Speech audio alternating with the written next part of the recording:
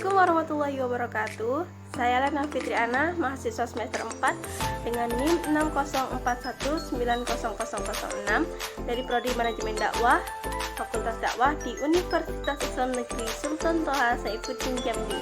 Nah, di video kali ini saya akan membahas tentang memahami dan menganalisis manusia sebagai subjek dan objek dakwah, yaitu salah satu subtopik dari mata kuliah Psikologi Dakwah yang diasuh oleh Dr. Edi Kusnadi, SAG.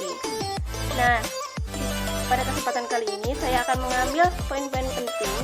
Yang pertama yaitu menganalisis manusia sebagai subjek dakwah, dan yang kedua menganalisis manusia sebagai objek dakwah.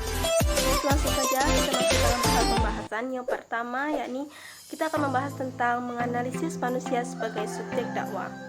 Subjek dakwah bisa disebut dengan dai, adalah orang yang menjalankan atau melaksanakan kegiatan dakwah baik secara lisan, tulisan, baik individu, kelompok maupun lembaga.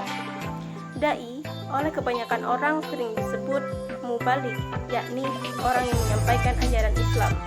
Namun, pada dasarnya semua muslim itu berperan sebagai mubalik atau orang yang menyampaikan ajaran Islam. Dalam bahasa komunikasi disebut dengan komunikator. Untuk itu, dalam dakwah yang berperan sebagai dai adalah yang pertama, secara umum adalah tiap muslim yang mu'alaf, di mana bagi mereka kewajiban dakwah merupakan suatu hal yang melekat dan tidak dapat dipisahkan dari misinya. Sebagai penganut Islam sesuai dengan hadis Rasulullah SAW, sampaikanlah walaupun hanya satu ayat. Lalu yang kedua, secara khusus adalah orang yang mengambil spesialis khusus dalam bidang agama Islam yang dikenal dengan panggilan ulama. Adapun sifat-sifat yang harus dimiliki oleh dai secara umum adalah 1. Mendalami Al-Quran dan Sunnah serta sejarah kehidupan Rasul. Yang kedua, memahami keadaan masyarakat yang akan dihadapi. Yang ketiga, berani mengungkapkan kebenaran kapanpun dan dimanapun. Yang keempat, ikhlas dalam melaksanakan tugas dakwah dan tidak tergiur oleh nikmat materi yang hanya bersifat sementara. Dai merupakan unsur yang paling penting dalam dakwah karena tanpa adanya dai, Islam hanya merupakan sebuah ideologi yang tidak terwujud dalam kehidupan masyarakat. Abul A'la Al-Maududi dalam bukunya Ta'ziratul Du'atil Islam mengatakan bahwa sifat-sifat dai secara perseorangan adalah sebagai berikut. 1. Sanggup memerangi musuh dalam dirinya sendiri, yakni nafsu.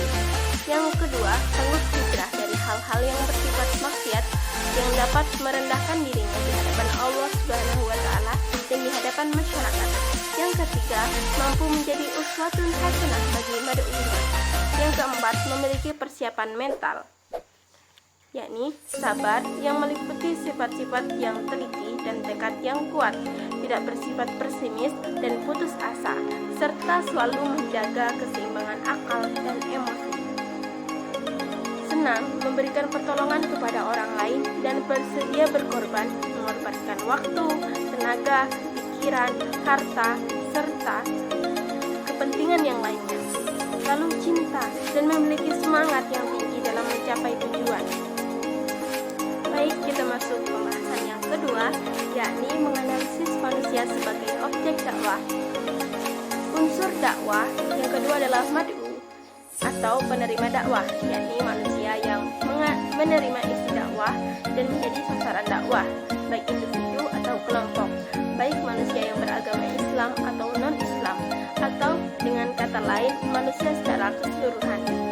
Mad'u terdiri dari berbagai golongan manusia. Golongan mad'u itu sendiri yang pertama dari segi sosial, masyarakat terasing, pedesaan, dan lain-lain. Yang kedua dari struktur kelembagaan, ada golongan santri, VIP, dan lain-lain. Yang ketiga dari segi tingkat usia, ada anak-anak, remaja, dan dewasa.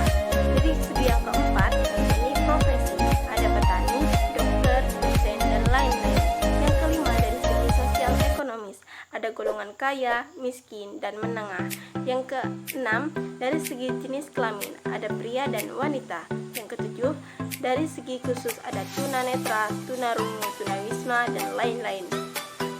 Yang pada intinya semua manusia dari berbagai golongan merupakan mad'u. Di samping itu, mad'u juga bisa dibedakan berdasarkan respon mereka.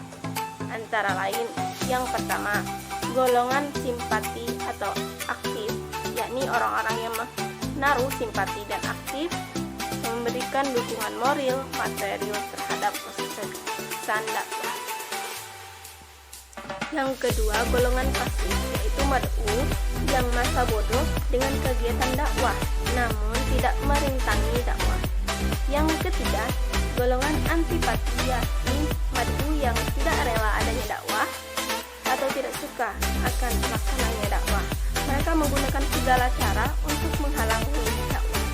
Itulah tadi video presentasi dari saya tentang memahami dan menganalisis manusia sebagai subjek dan objek dakwah.